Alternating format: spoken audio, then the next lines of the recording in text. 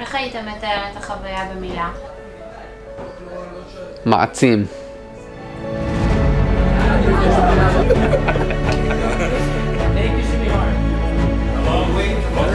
גלגלתי במרוץ החיים, קריירה, עבודה, לימודים. חיפשתי איזשהו ברייק, להשקיע מעט בעצמי, התפתחות, ללמוד, לשאול את עצמי שאלות, וזה בול המקום הנכון לעשות את זה.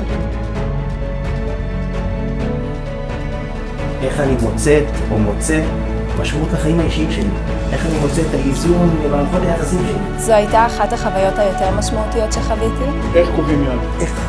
If you care enough, you'll be successful. מה שהיה לא בהכרח אומר מה שיהיה, והאמונה קובעת הכל. יש כאלה שקוראים לזה מזל, יש כאלה שקוראים לזה קרמה, ואני יכול להגיד שזה תלוי בקדוש ברוך הוא. אתם יודעים מה אתן רוצות ומה אתם רוצים. זה לא מישהו אחר. ההצלחה שלכם היא בפנים. צריך פשוט ללטש אותה.